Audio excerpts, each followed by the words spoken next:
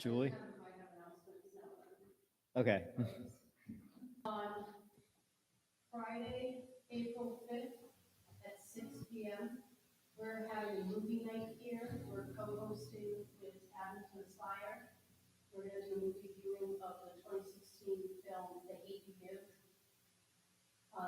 And that is funded by a grant from the Rocky Cultural Council. So we wanted to have something that would have a social commentary. So that's why we're doing The Hate You Give. So that's April 5th, which is Friday at 6 p.m. And then the Saturday, not the next day, but the Saturday, the week after, the 11th, is the next coffee house. Yeah, Sparrow Blue. All right. Any other announcements? Paul? Following the April fundraiser, we're going to have a fundraiser in May. We'll be kicking off our 26th, I think, annual clearance sale. It's always the Saturday after Mother's Day. I'm not sure the date, just check your calendar. And any help would be appreciated if you have plans you want to divide and bring in, or if you need pots, or if you have pots to bring in, that'd be great. Last call for announcements. Once, twice. Sorry, I'm still in the mode from yesterday, auction mode from yesterday. Then I will welcome to the pulpit our friend from Weymouth, Reverend Barbara Dingwall Mills.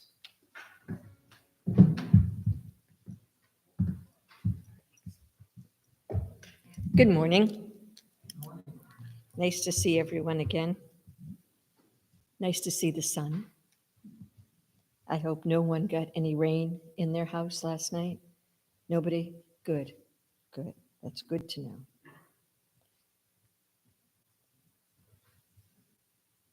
I know it's hard to believe, but here we are a week before Easter. It doesn't feel like it. It's 30 degrees outside.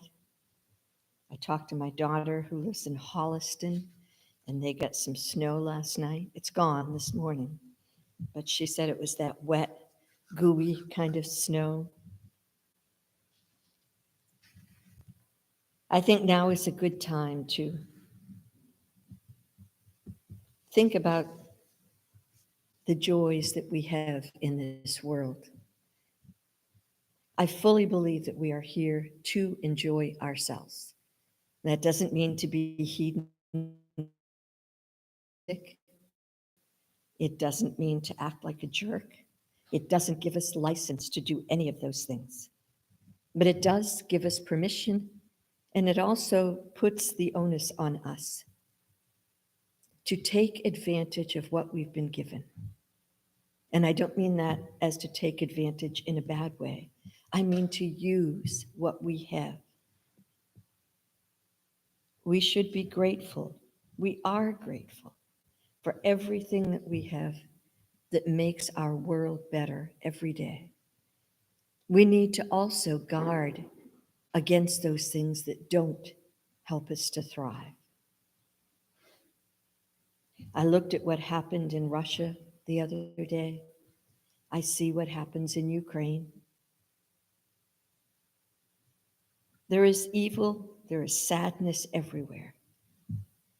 And that's not to say that it can't happen here. We know that it can. But at this moment, in this time, on this day, we can and we should and we must show our gratitude and be thankful for those moments of joy that we have. Now is the time for our lighting of the chalice. I think we have someone right there ready to do that for us. And as Rick does so, would you join with me in saying the words in our order of service?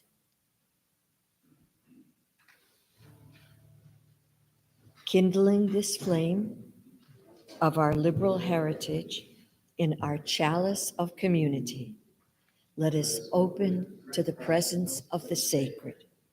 Would you join with me also in saying our affirmation? Love is the doctrine of this church, the quest for truth its sacrament, and service is its prayer. To dwell together in peace, to seek knowledge in freedom, to serve humanity in fellowship, to the end that all souls shall grow into harmony with the divine. Thus do we covenant with each other and with God. Would you join with me also, and you may remain standing, to sing our opening hymn, number 361, Enter, Rejoice, and Come In. Mike is going to play for us today. Maddie is away, so Mike will play. You got the B team this morning. Thank you, that's right. Don't tell Maddie. And to rejoice and come in. And to rejoice and come in. Today will be a joyful day. And to rejoice and come in. Open your ears to the song. Open your ears to the song. Today will be a joyful day, and to rejoice and come in. Open your hearts, everyone. Open your hearts, everyone. Today will be a joyful day, and to rejoice and come in. Don't be afraid of some change. Don't be afraid of some change. Today will be a joyful day. Want to rejoice and come in. Enter, rejoice and come in. Enter, rejoice and come in. Today will be a joyful day. Enter, rejoice and come Please be seated. I think that's one of my favorite hymns. I look out and everybody's smiling while you're singing it. It's so simple, but it's so nice. Thank you, Mike. I appreciate that. And now is the time for our candles of joy and concern. If you'd like to raise your hand, Mike will call on you, just like you're in school. And you can tell him what is on your mind. If it's a joy, I hope that it will be increased 1,000,000 times. And if it's a sorrow, I guarantee you we can lessen that sorrow for you. Having been in residence here for a few years, got to know a couple of the neighbors, and I just found out that George, who lives across the street on Park Street, who used to sit out here with his dog Pebbles. He once told me Pebbles was a very old dog who really literally walked around the neighborhood inch by inch. She was so old, just as old as he was. And I remember him telling me once that he couldn't bear to put her down or say goodbye to her, so she had to live out her days with him because it was just him and her. He just passed away. I just found out a week and a half or 2 weeks ago, and I assume that Pebbles will follow her shortly. I don't know her fate, so light a candle of joy for love between the man and his dog.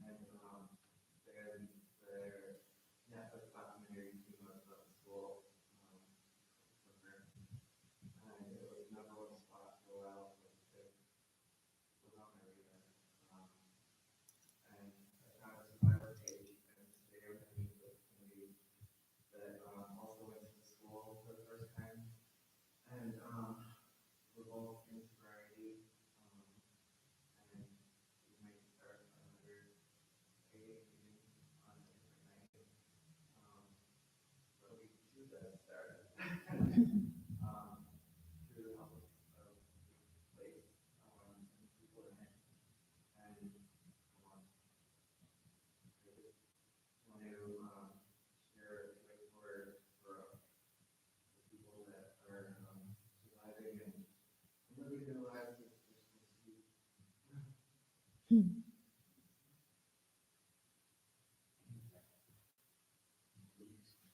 I started a new migraine treatment, and I have the first headache-free week I've had this week in months. Wonderful. Such a joy.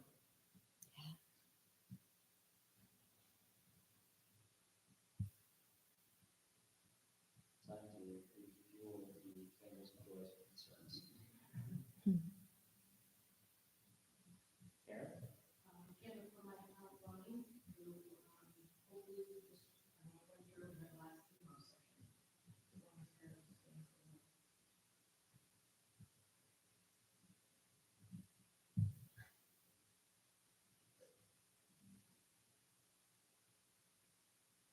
One more. Sure. Candle of joy for, this past weekend, my grandkids were in the show Mamma Mia, and a few of us in here, were able to go to that show. And it was amazing. There was a lot of kids on stage. It was really funny. And I can't stop singing. I'm gonna tack onto that one, a candle of concern for all the parents that now have to listen to Mamma Mia. Homes because of a school assembly that was very successful. I don't know any myself. But.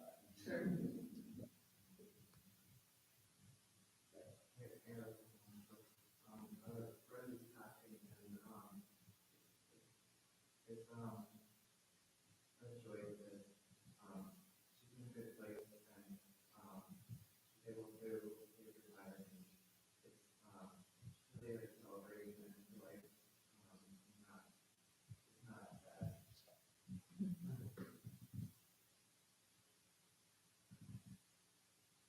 Hopefully we can all say the same when it's our time.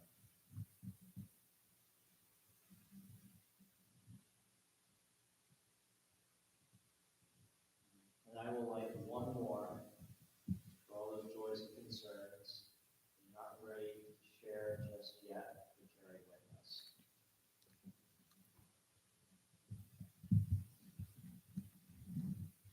Thank you, Rick.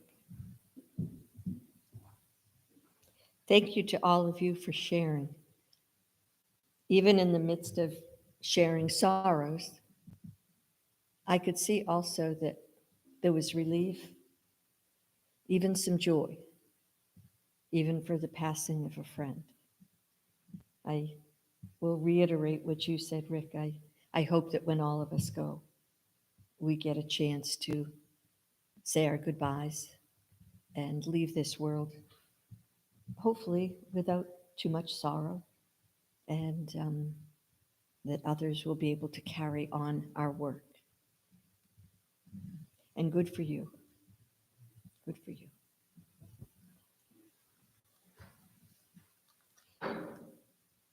Can we take a few moments now? Snuggle in. Pray, meditate, think, rejoice, whatever works for you. I'd like you to take a few moments, consider the joys and concerns that were mentioned here this morning. I think often we think of pain as something only physical. It is not that. It is emotional. It is spiritual. It is psychological. Sometimes it feels like it's unending. But through pain, we can and we do grow. We become better people. We empathize better. We're able to sympathize more. And we are often able to help others through the same sadness. So take a few moments and think about all of those things that make us human. After which we will join together with Mike in singing hymn number 123, Spirit of Life, which is in your hymnal, number 123.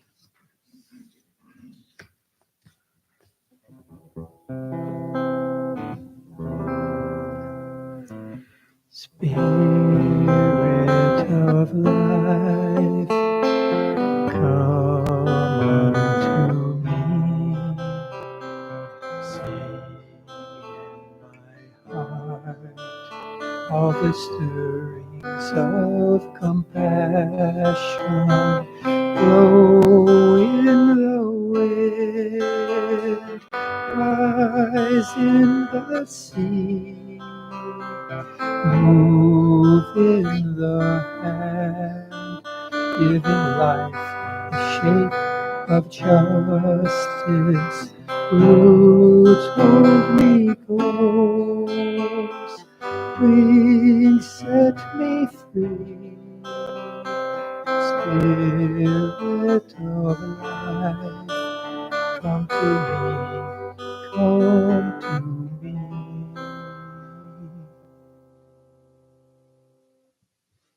And now is the time for opening up your wallets and giving freely to this church that provides us with so much love, kindness, acceptance,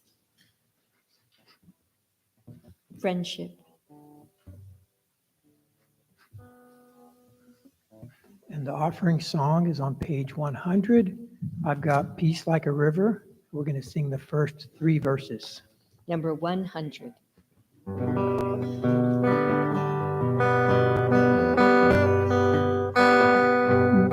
I've got peace like a river. I've got peace like a river. I've got peace like a river in my soul. I've got peace like a river. I've got peace like a river. I've got peace like a river in my soul. I've got joy like a fountain. I've got joy like a fountain. I've got joy like a fountain in my soul. I've got joy like a fountain. I've got joy like a fountain. I've got joy like a fountain in my soul. I've got love like an ocean. I've got love like an ocean. I've got love like an ocean in my soul. I've got love like an ocean. I've got love like an ocean. I've got love like an ocean in my soul.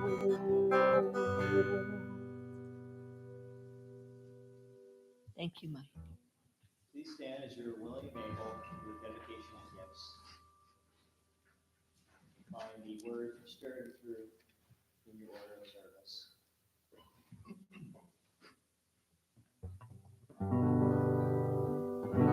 Spirit of truth, of light and power, we bring ourselves as gifts to Thee. Oh, bind our hearts this sacred hour in faith and hope and charity. Amen. Please be seated. Thank you, Rick. Thank you, Mike. Growing up, Easter was always a wonderful holiday. I loved my new clothes, the Easter bunny, and watching Easter Parade with Judy Garland on TV. That was when you could only get it that one day of the year at a certain time. We almost always had guests for dinner that day, and before church, my sisters and I got to open our Easter baskets. Breakfast was always some kind of eggs, because there were lots of raw eggs left over after we blew out our eggs. Do you remember doing that? So you just had the shells remaining. I have no idea how many shells we ruined, but I'm sure there were many that we did. And we often had some kind of a sweetbread. I think our neighbor made that. I think it was awful, but we ate it because our neighbor made it. She was a marvelous artist. Her name was Lisbeth Wyman, and her husband was a world-famous sculptor. They were wonderful artists. They were terrible housekeepers, and she was an awful cook. But it didn't matter because they were really, really nice. And of course, we got to consume some chocolate eggs. And I do remember biting a few bunny heads off of my chocolate bunnies. I was always disappointed when they were hollow. Do you remember that? But at first, they were always the solid chocolate.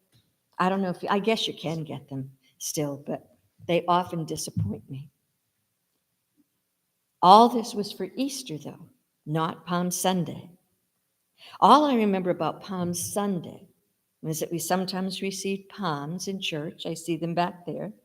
And that my sisters and I beat each other senseless with them later in the day, usually resulting in one or more of us in tears. When a stray palm frond, they are not, they look gentle, don't they? They are not. They hurt a lot. And one of us would either get stuck in the eye, I did, or have a leg scratched. What I do not remember is really knowing anything about what Palm Sunday signified. Unitarian Universalists are not very good about explaining Christian holidays. We're better at simply avoiding any discussion of them.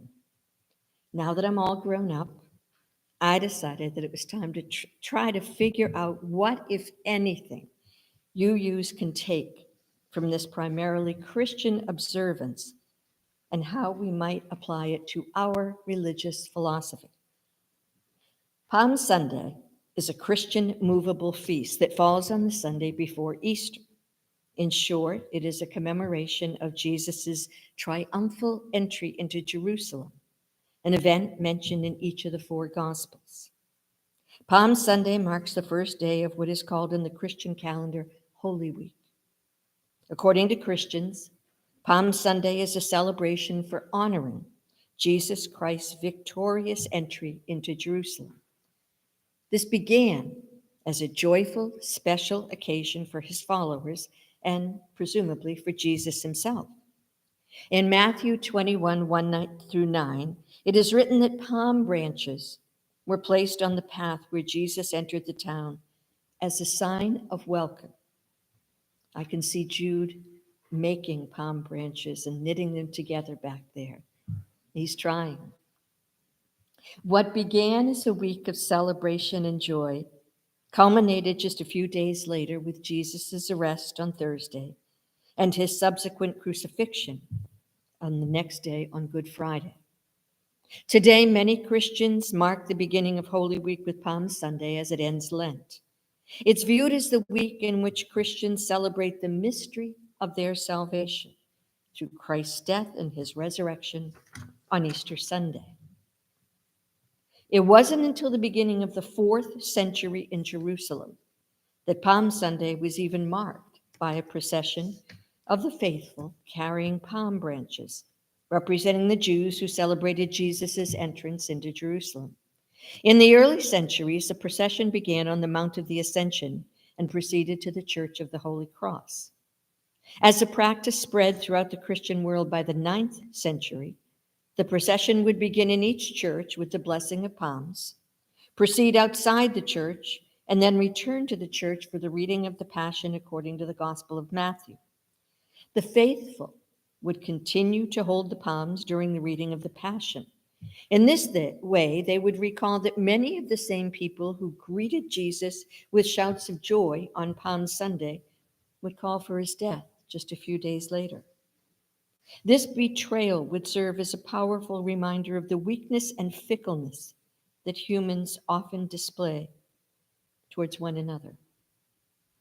Although palm fronds were the preferred floral display, in other parts of the world where palm fronds were scarce, branches of other bushes and trees were used, including olive, box elder, spruce, and various willows.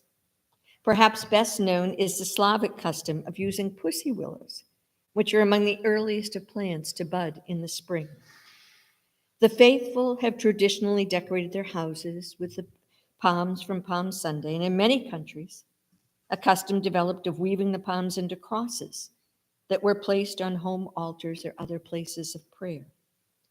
Catholics often return their palm fronds to church on Easter Sunday to be burned for ashes for next year's Ash Wednesday experience. Now, growing up as a UU, I was never subjected to seeing Jesus hanging on a cross each time I entered our church sanctuary. Jesus, when depicted in our Sunday school classes, always appeared serene and benevolent. I was not prepared when I entered my friend's Catholic church one afternoon after school. She had to go to confession after school, and her church was on our way to another friend's house where we were going to dance to, I think it was at least the Beatles. I'm not sure who else, but we were in 7th or 8th grade. I remember that. I wasn't prepared to see a bloody and tethered man hanging unceremoniously from a cross, front and center above the altar. While she seemed perfectly comfortable with seeing this body hanging above her, I was not. Her answer to my question about why this body was hanging there, she said, Jesus died for our sins. That made no sense to me, as I really had little concept of what sin was, and I couldn't for the life of me comprehend why anyone would have to die to make my life worthwhile or to redeem me for my transgressions. When I was attending divinity classes years later, I learned that images of Jesus' crucifixion didn't even appear in churches until the 10th century. In no depictions of Jesus was he ever seen hanging from a cross, thorned wreath encircling his head, bloodied and beaten. Stories abounded of Jesus teaching little children and leading his apostles. He was often shown tending to the sick and downtrodden, but never, ever on a cross. Why not? I wondered. And how did Jesus on the cross become the symbol for Easter? At first, I thought that the art historians might be wrong. The crucified Christ was too important to Western Christianity to not be shown in his final hours in agony, along with others who'd been nailed to their crosses. How could it be that images of Jesus' suffering and death were absent from the early churches?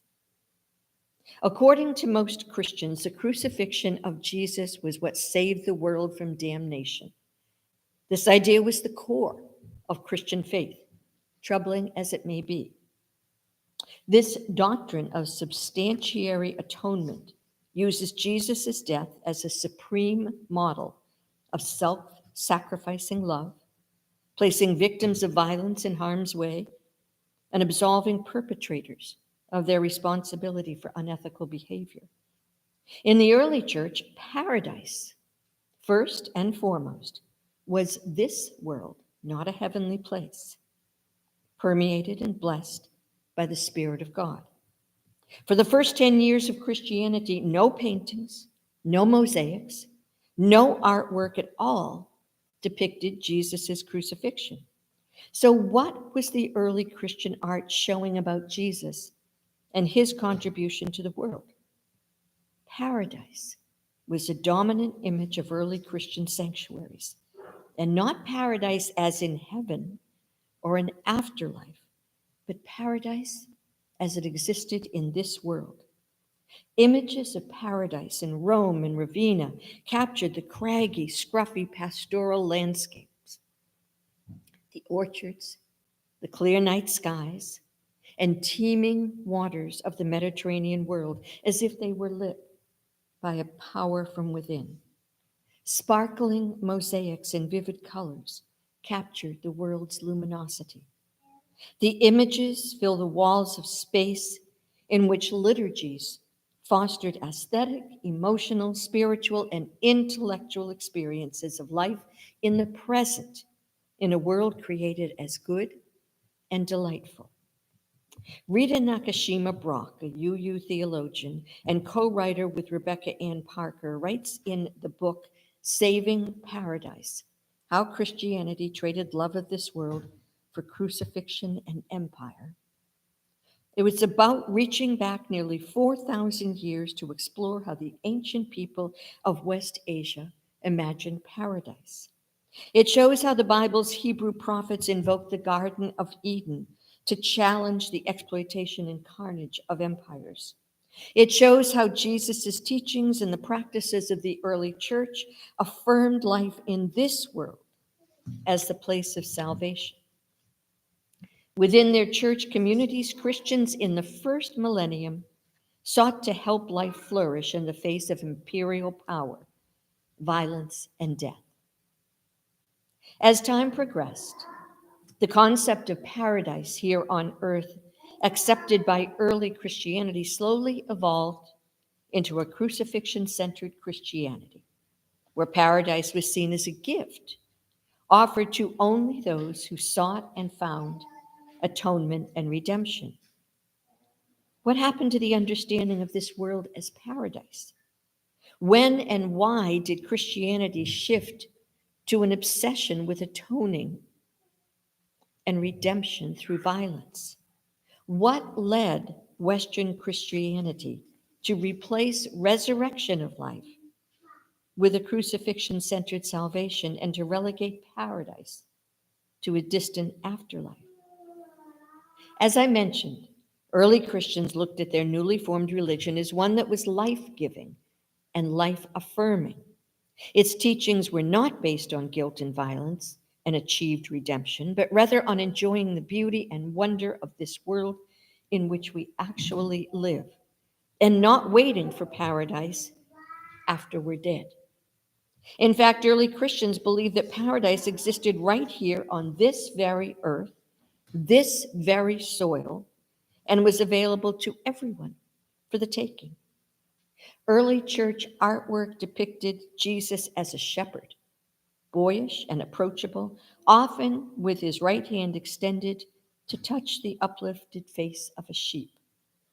Christians taught that paradise had always been here on earth. Sin had once closed its portals, but Jesus had reopened them for the living. While Christians could taste, see, and feel the traces of it in ordinary life, they arrived most fully in paradise in community worship. With its art and buildings, the church created a space that united the living on earth with the heavenly beings and departed saints who surrounded and blessed the living. The death of Jesus, it seems, was not a key to meaning for early Christians, not an image of devotion, and not a ritual symbol of faith for those who worshiped among Ravenna's glittering mosaics. What congregants did not see was a depiction of Jesus' death. No crucifixions have been found in any of Ravenna's early churches. The Christ that they saw was the incarnate risen Christ, the child of baptism, the healer of the sick, the teacher of his friends, and the one who defeated death and transfigured the world with the spirit of life. The Eucharist in ancient churches was celebrated as the feast of life and not as the reenactment of death. Tragically, however, in Christianity's second millennium, the crucifixion expelled paradise from earth. Suddenly, Jesus was now being portrayed nearly naked, his gaunt legs pushed up and turned at an angle with his splayed feet, nailed to a block at the base of the cross. His slack hands are attached to wide planks of wood, and his distended arms strain with the downright weight of his thin, sagging body. His hips pull away from the cross, twisting his torso into an S-shaped slump, his belly slightly protruding over the top of his loincloth. His bare head hangs on his chest, and his long hair is spread in waves across his shoulders. From below, we can look up into his face. Beneath heavy brows, his eyes are closed. His mouth gapes open. Deep lines scar his sunken face. So how did this image of terror and torture and the desolation of the earth come to permeate the religious imagination of Western Christianity? Depictions of the crucified Christ proliferated in Europe in the 11th century and became increasingly grotesque and bloody. By the end of the medieval period, Jesus was routinely displayed being tortured in a grim landscape. Saints became co-sufferers, burned alive, disemboweled, pierced with arrows, or mauled by wild beasts. At the threshold of nearly every Gothic cathedral, worshippers passed under a carving depicting the end of time. A stern Christ sat enthroned in judgment, presiding over a graveyard from which he divided the saved from the damned.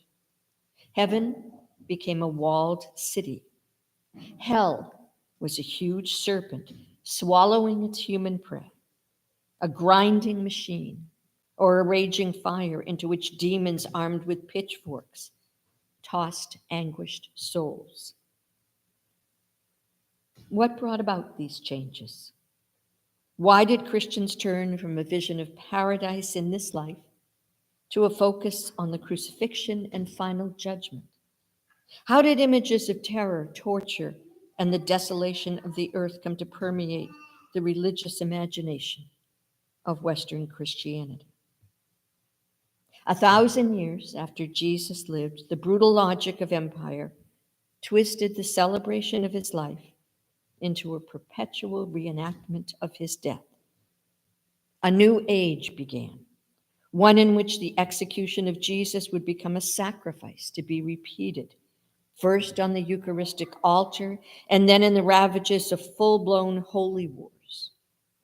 The decisive turning point came in 1095 when Pope Urban II called the First Crusade.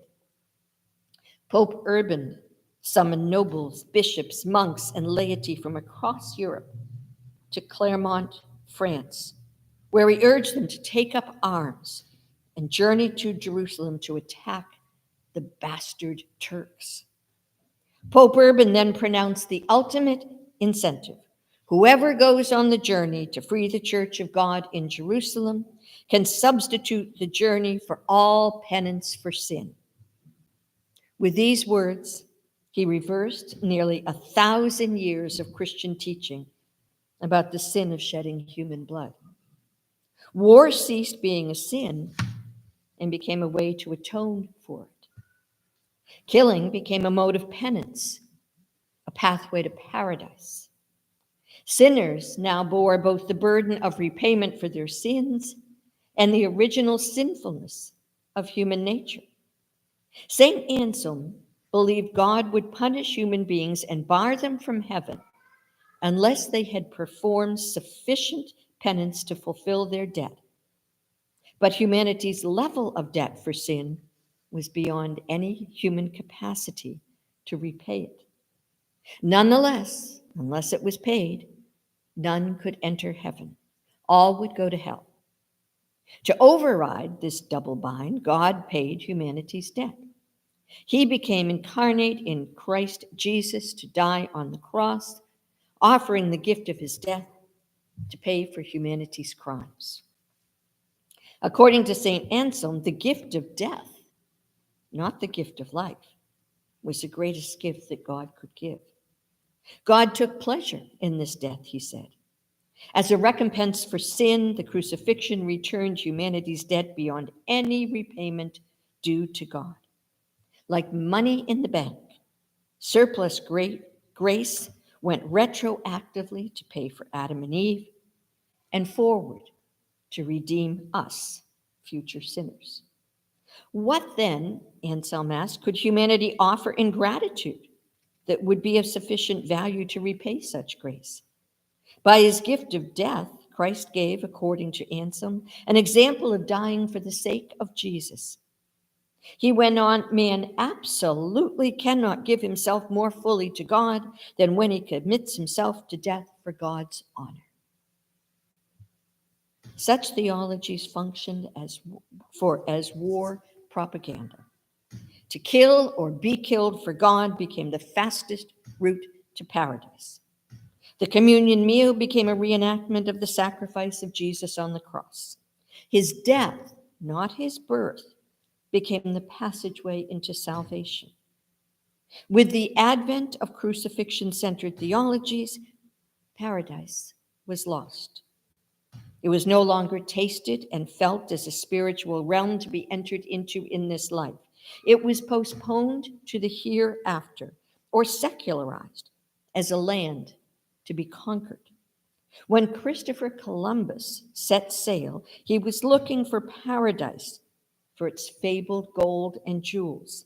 Colonization, with its exploitation of people and lands, evolved from the loss of paradise. Materialism filled the spiritual void we live now, with the dominant culture of the West in the aftermath of the closing of paradise.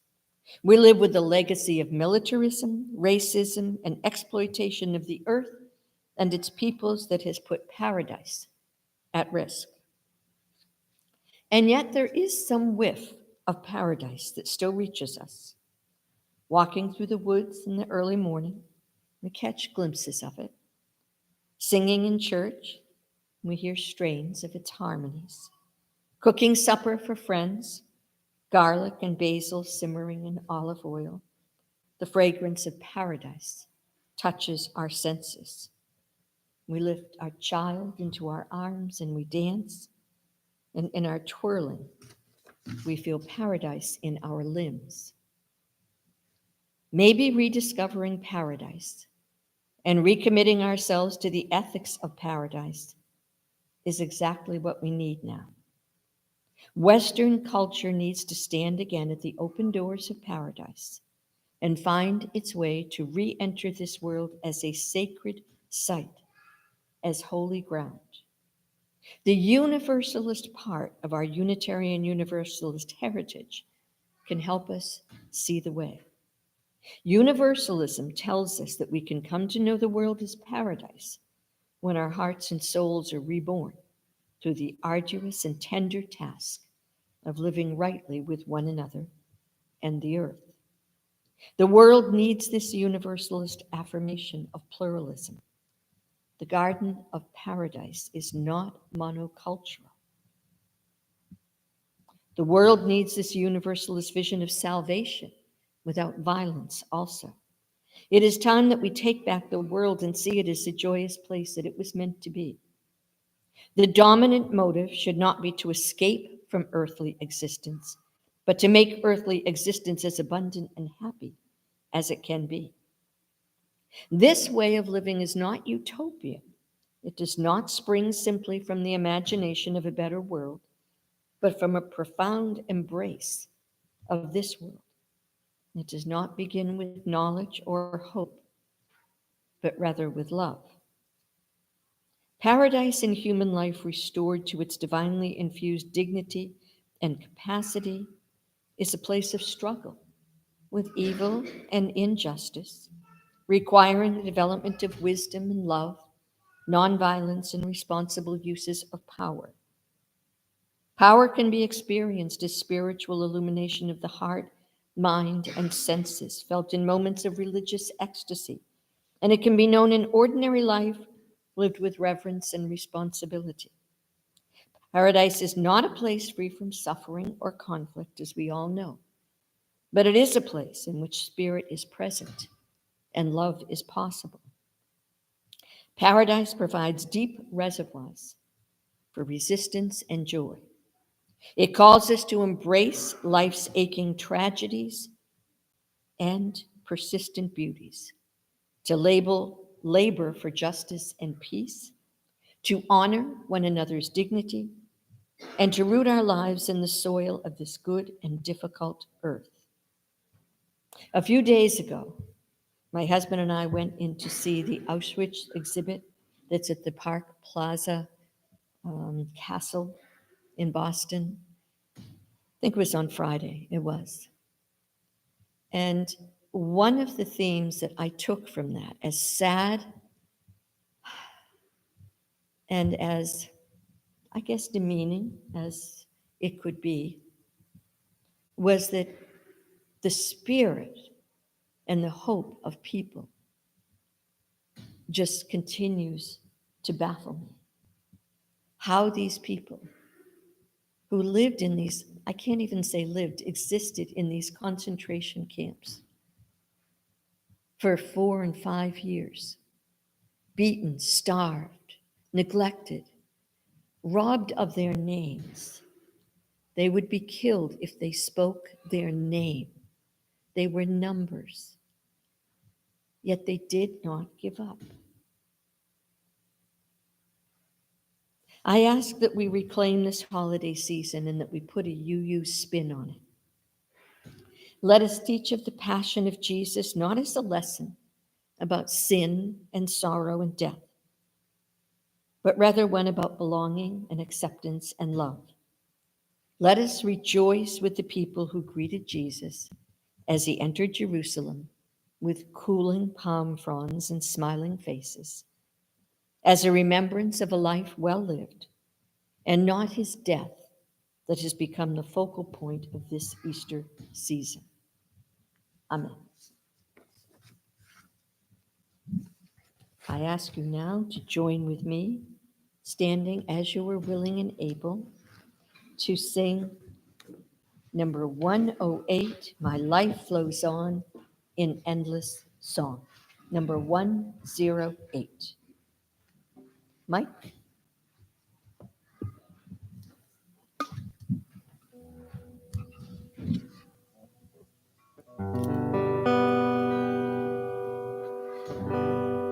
My life flows on in endless song above earth's lamentation.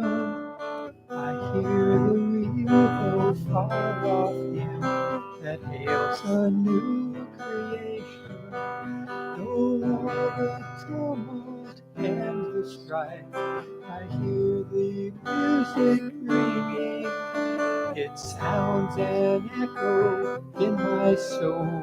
How can I keep from singing? But though the tempest round me roars, I know the truth it liveth. But though the darkness round me glows, songs in the night it giveth. To risen break my inmost calm, while to that rock clinging, since love prevails in heaven and earth, how can I keep from singing? When tyrants tremble as they hear the bells of freedom ringing, when friends rejoice both far and near, how can I keep from singing? To prison cell and dungeon vile, our thoughts to them are ringing. When friends by shame are undefiled, how can I keep from singing? As we leave the sacred space and extinguish our chalice, please join in and say our words for that purpose. We extinguish this flame, but not the light of truth, or the warmth of community, or the fire of commitment. These we carry in our hearts until we are together again. Did she just say, I win? That's a lovely way to end a service. Thank you. Thanks for coming. Enjoy coffee hour. Thank you, Mike. Please sit and enjoy the music. It's so lovely. I have for you, my Lord, is only a shadow of your love for me. Only a shadow of your love for me. Your deep, abiding love. My life is in your hands. My life is in your hands. My love for you will grow. My God, your light in me will shine. No belief in you, my Lord, is only a shadow of your faith in me. Only a shadow of your faith in me. Your deep and lasting faith. My life is in your hands. My life is in your hands. Love for you will grow. My God, your light in me will shine. Thank you, Mike.